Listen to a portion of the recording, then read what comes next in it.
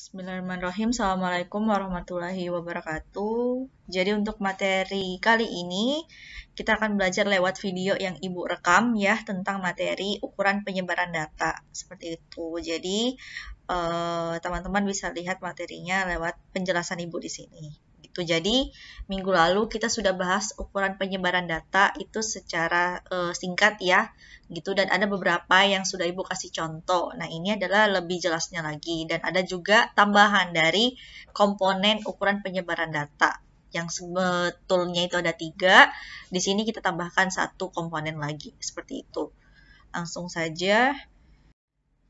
Oke, jadi ukuran penyebaran data itu adalah suatu bentuk statistik ukuran ya, di mana kita mau melihat penyebaran dari data yang kita miliki atau data yang kita teliti. Jadi, ukuran penyebaran data ini memang sangat perlu ketika kita mempunyai data yang banyak gitu, dan kita sangat bingung untuk membacanya. Dan inilah menjadi salah satu bentuk pengukuran yang bisa kalian gunakan untuk memudahkan pekerjaan statistik kalian. Tuh.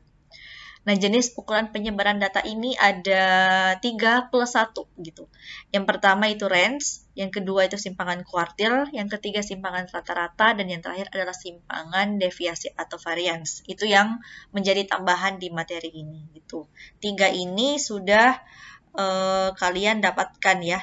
Yang ini kalian sudah dapatkan di pertemuan sebelumnya. Ini juga sudah, simpangan kuartil, simpangan rata-rata juga sudah. Yang baru itu ada namanya simpangan deviasi atau varian gitu ya. Nanti kita akan jelaskan.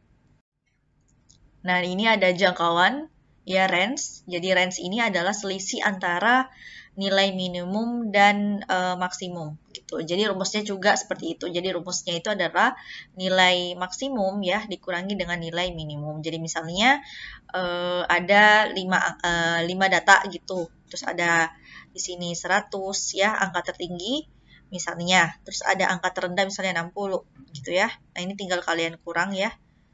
Jadi dapatnya range-nya itu adalah 40 kayak gitu.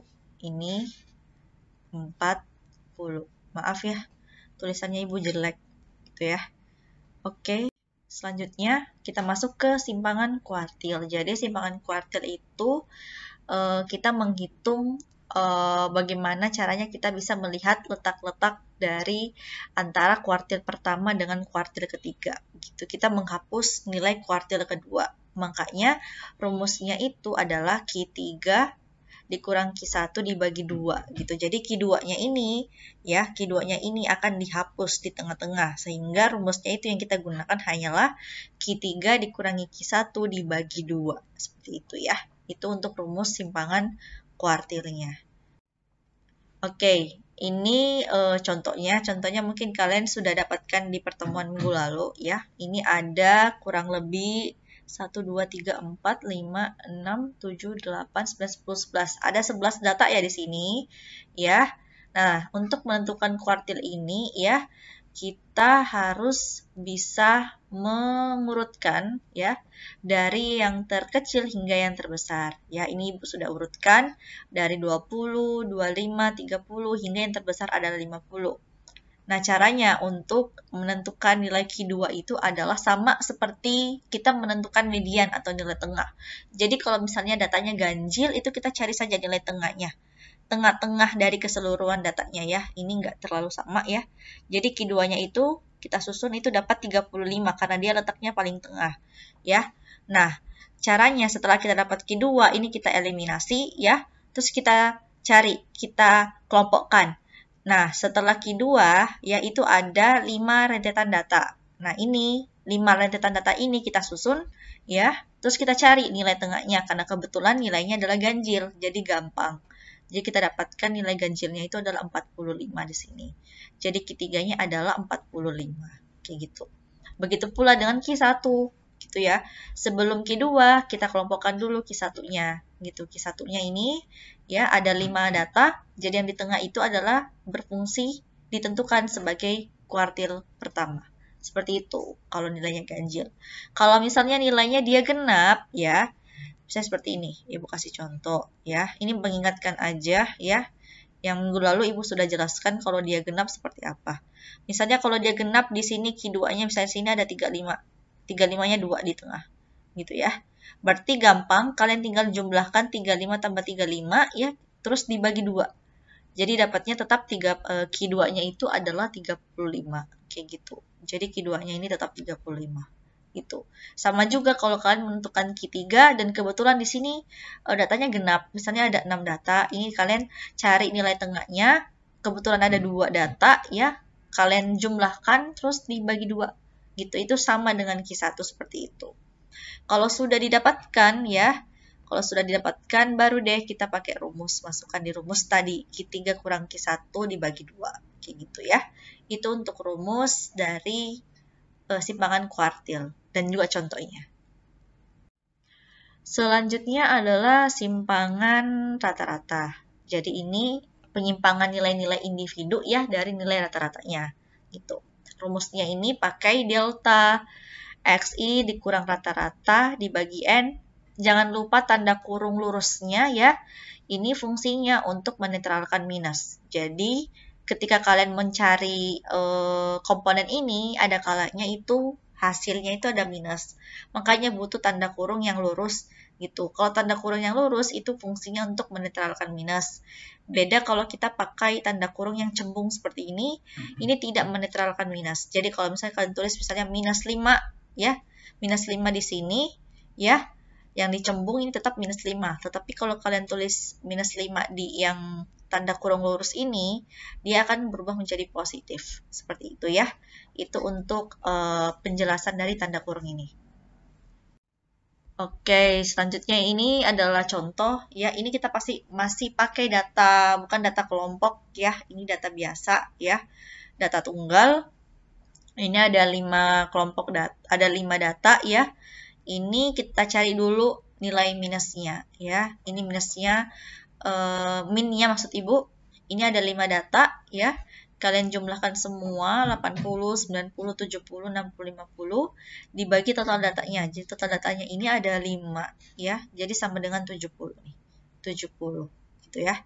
Nah, setelah kalian dapatkan ini, kalian boleh buat tabel supaya lebih memudahkan untuk mencari masing-masing komponen gitu. Ini kan datanya yang pertama ada 80 ya kan. Sebentar, Ibu pakai spidol yang warna merah supaya lebih kelihatan di sini. Sebentar. Oke. Nah, misalnya ini data pertama ada 80 ya kan. Rata-rata ini kan 70. Nah, kita mau mencari XI datanya itu dikurangi rata-rata. Jadi 80 kurang 70 sama dengan 10. Gitu ya. Nah, ini kebetulan karena nilainya positif, kita masukkan di di tanda kurung lurus ini ya. Jadi dapatnya 10 juga gitu. Nah, selanjutnya sama 90 kurang 70 20 20 70 70 00. Nah, ini nih yang kalau ada minus nih. 60 kurang 70 kan hasilnya minus 10. Nah, ketika kita masukkan dia tanda kurung seperti ini, maka dia akan menjadi positif. Jadi, hasilnya adalah 10. Kayak gitu ya. Begitu pula dengan seterusnya. Nah, setelah kalian dapatkan ini nih, baru ditotalkan gitu. Ini sum ya. Sumnya itu adalah dapat 60. Nah, ini 60 masuk di rumus yang di sini nih. 60 dibagi 5 sama dengan 12. Jadi, simpangan rata-ratanya adalah 12. Seperti itu ya. Ini masih gampang ya, karena kita pakai data tunggal gitu. Mungkin kalian akan pusing kalau pakai data frekuensi atau data kelompok. Itu akan lebih banyak lagi. Gitu ya. Oke, kita masuk ke simpangan baku, simpangan deviasi atau varian ya. Dan varian, ini bentuk simpangan keempat di dalam ukuran penyebaran data atau dispersion. Jadi, simpangan deviasi dan varian ini adalah dia menunjukkan ukuran-ukuran keragaman dari variasi data statistik yang biasanya sering digunakan kayak gitu. Nah, di sini simpangan standar deviasi ini atau simpangan baku itu merupakan akar kuadrat dari varian gitu. Jadi,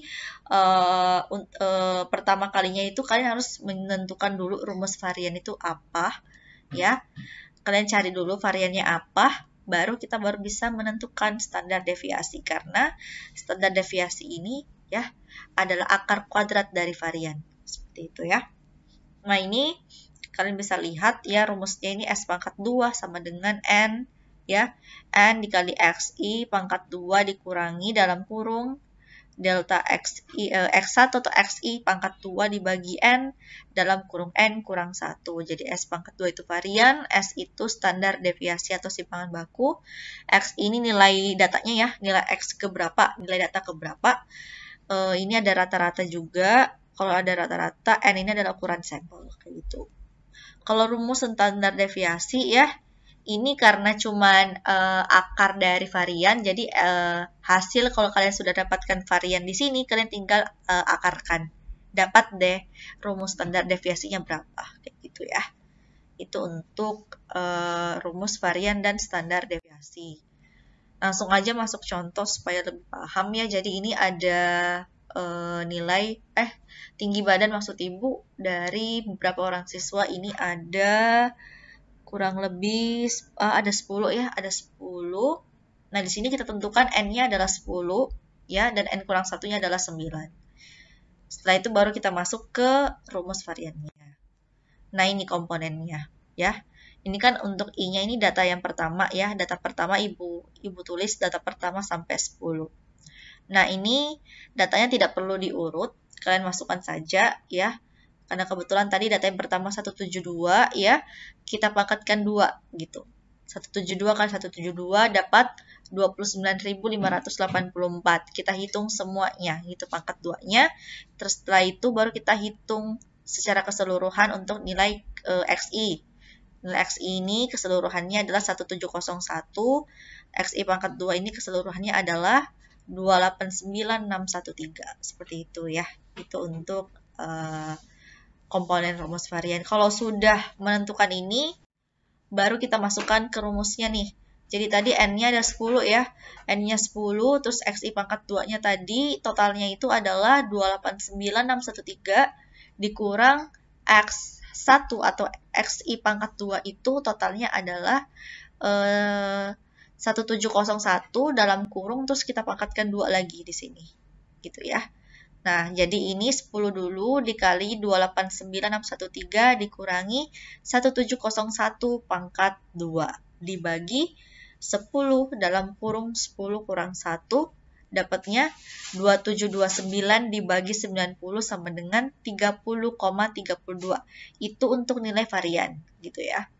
Nah, setelah itu kalau kita mau mencari standar deviasi gampang ya.